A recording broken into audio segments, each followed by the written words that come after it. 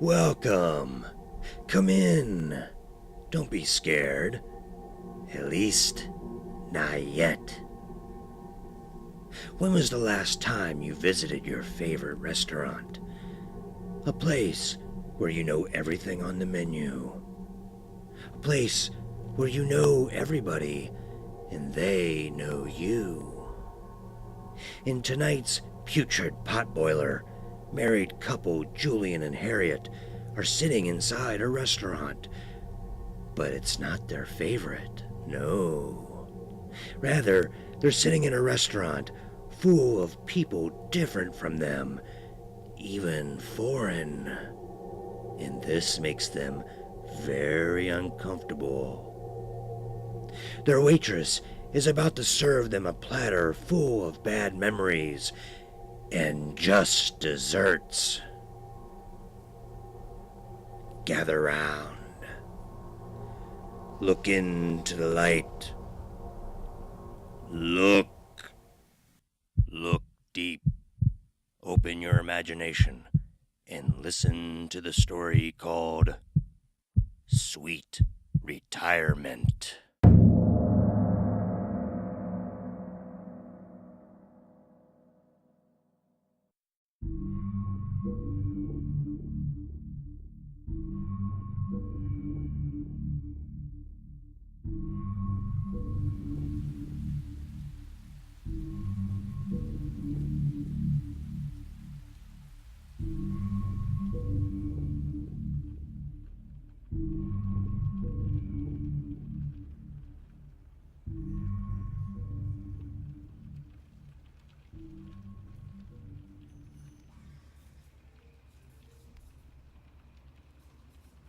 God, is it ever dry in this country? It's Ireland, dear. Go on, say it. Say what? We should have gone to Majorca. We should have gone to Majorca. You're enjoying rubbing this in, aren't you? I'm enjoying being out of the unrelenting precipitation and sipping my whiskey. One of the few things this damp bog isle is good for. You should try some. It's quite good. Bit early for me, thanks. I don't fancy facing into dinner half tipsy. I'll heat myself up some other way. I'm going to the bar for a cappuccino. I don't suppose you'll be wanting anything. You've enough there to keep you going for a while. I'm quite all right, thanks. Harriet was at the point of rising to her feet when a waitress passed by their little nook. Excuse me? The waitress appeared around their corner. Yes? Harriet picked up her half-drunk tomato juice and held it toward the waitress. Take this to the bar and bring me a cappuccino, please. The waitress looked at the glass as she took it from Harriet. Is it not good? Julian, who'd been looking out a nearby window at a group of golfers playing determinedly through the rain, looked up at the sound of the thick East European accent. The waitress was small and slight, with dark sallow skin and a thick head of shiny black hair. No, it's fine. I just want something warm to drink. Yes, madam. The waitress nodded and placed a glass on her serving platter. Are you from Kosovo? The waitress looked down at Julian and blinked. Yes. Julian nodded. I thought I recognized the accent. I served there with NATO during the war. The waitress nodded. That was a painful time for my country. Yes, it was a terrible conflict indeed. Sorry, madam. I will get you your cappuccino. The waitress headed off toward the bar. This country is full of foreigners. Julian let out a snort that had a touch of laughter about it. No more so than ours. I know, but the blacks and the Asians have been with us since forever. The East Europeans seem to have just mushroomed up out of nowhere in this country. When we were here 5 years ago, they were hardly here at all. A moment of silence fell between them. I just can't warm to the Poles, the Estonians and all the others. They've got this very gangstery air about them. Julian looked at his wife. Her face was wrinkled in distaste. And that one. Harriet continued, nodding down the hallway the waitress had taken. She even had a tattoo. Where? On her wrist, a horrible little thing peeping out from under her sleeve. Ugh. Julian took another sip of his whiskey, grateful to have it. He'd only been retired from the army for 6 months, and already he was finding it hard going, having so much time to spend with his wife. Christ, but she complained so much. Her phone beeped, and Harriet unzipped her handbag. A mini wave of relief coursed through Julian, something to distract her from her vein of form. Felicity and Pauline are shopping in Knightsbridge. It's lashing out of the heavens over there, too. So we're not alone in our misery. Eventually, the waitress returned, a steaming mug of cappuccino on her platter with a few small bags of sugar. Harriet put her phone back in her handbag and placed the bag under her chair behind her legs, just in case the waitress attempted a robbery in broad daylight, Julian supposed. Finally. I was beginning to wonder what was taking so long. My apologies, madam. She placed the mug on the table before Harriet, who sighed. You forgot to spoon. The waitress looked embarrassed and contrite. Sorry, madam. I will get it at once. Hurry up. Yes, madam. As the waitress turned to leave, Julian extended his now empty whiskey tumbler to her. Actually, I'll have one of those as well. The waitress nodded. Yes, sir. Then she was gone. I'll bet you won't have long to wait now that I've spoken up. A dull wave of anger flitted through Julian, and he sighed softly. With the bad weather and the below-par service, he knew his wife was primed for the rest of the day. Until dinner, at least, when a glass or two of wine, if she had them, might take some of her edge off. A year earlier, Julian had been dodging RPGs in the tribal areas of Pakistan. For a second, he found himself wondering if maybe he'd been a little better off then than he was now. Feeling his mind wander, he looked out the window again. The rain was easing up somewhat, but there was no sign of the clouds dissipating. The golfers he'd seen earlier were still out on the course, their clothes flapping in the breeze. Suddenly, in his mind's eye, Julian saw himself lying on a beautiful island beach.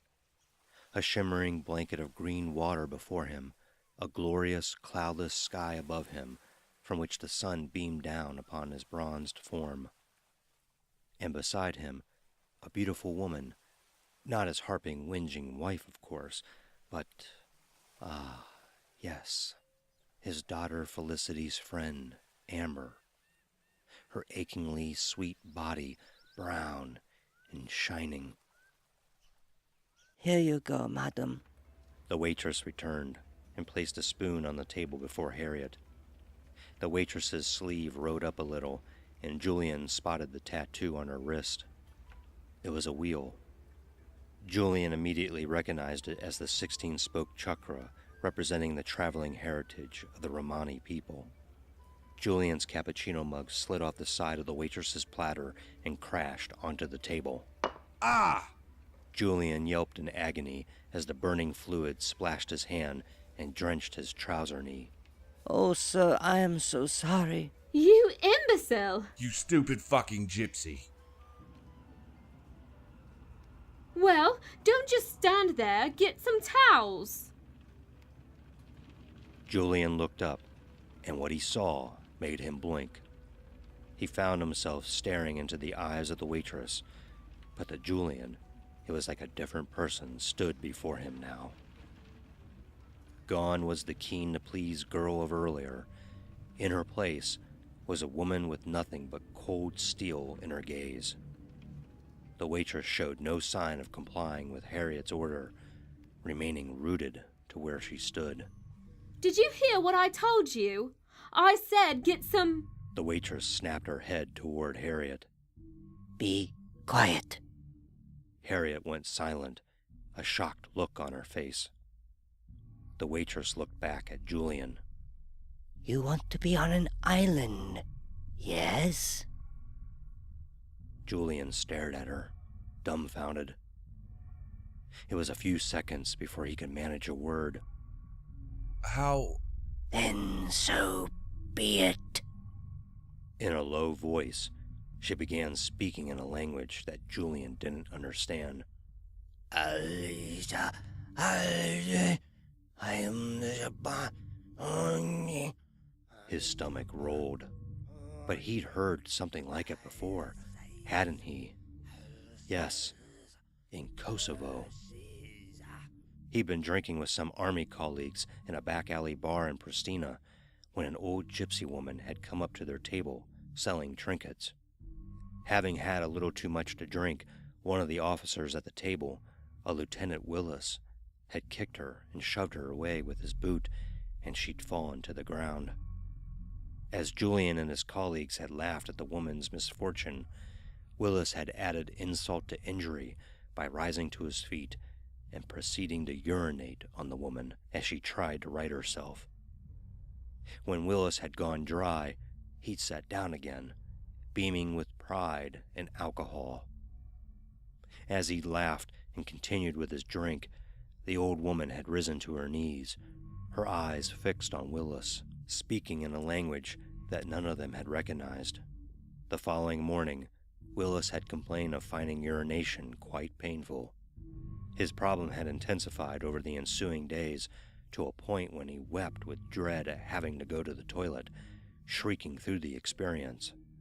Doctors had been baffled by the condition, finding nothing wrong with him. After a fortnight of hell, Willis's torment had finally began to abate. As he gazed transfixed at the waitress who was still speaking before him, Julian began to feel nauseous. All the strength seemed to be draining from his muscles. The floor seemed to be rising toward him, and then it began to swim before his eyes. The waitress's voice was nothing but a dull, muddy, reverberating tone now. He went to turn his head toward Harriet, but midway through the action, everything went black.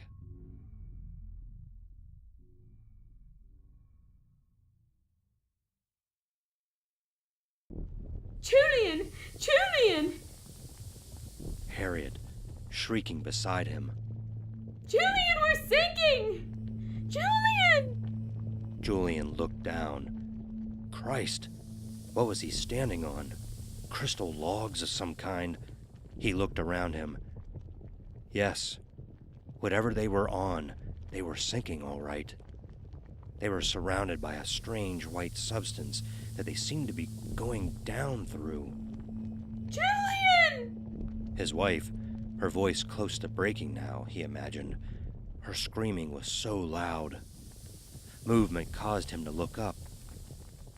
What he saw almost caused his bladder to loosen. Two giant eyes were gazing down at him. Eyes set in a vast, sallow face. Beneath the massive dark orbs was a cruelly smiling mouth that to him seemed the length of a cruise ship.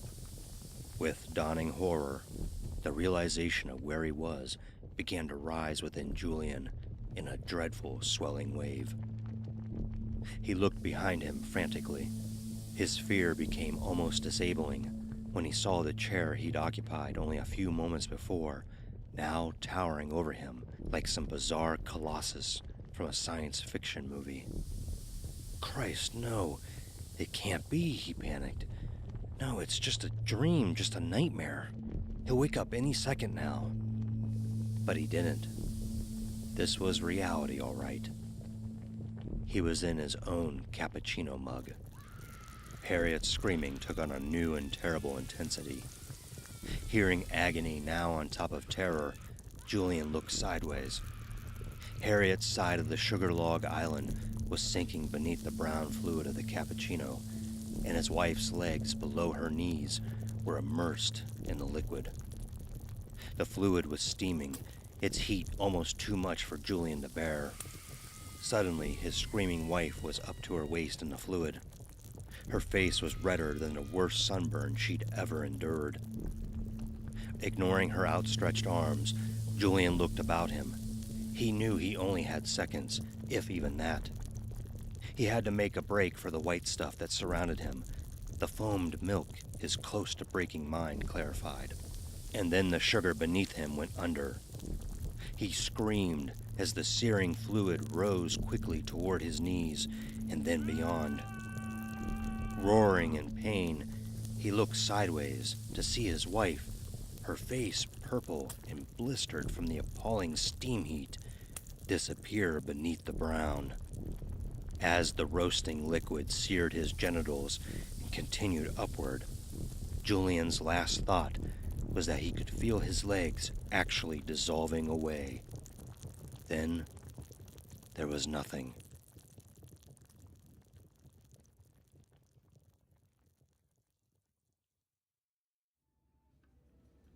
The waitress waited for the last of the sugar to slip beneath the surface of the cappuccino before lifting the mug from the table. She put it on her platter and did the same with Harriet's mug. She took them to the kitchen and poured them down the sink. 2 tiny blobs clung to the sinkhole after she'd emptied the second mug, and she used the handle of a knife to break them up. Humming, she turned on the tap and washed the remnants away. Then, she went back out to the bar.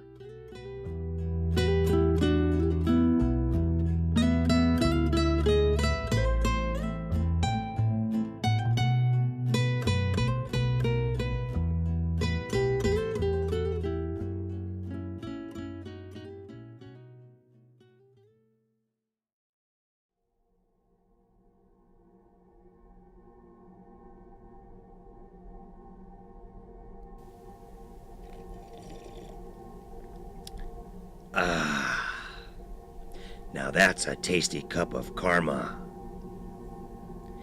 Julian and Harriet never did like melting pots of people, but they ended up in one anyways. The waitress forgot to get a tip from them before cashing them out. Darn, that's money down the drain. I hope you enjoyed tonight's tale. Until the next one, won't you stay the night?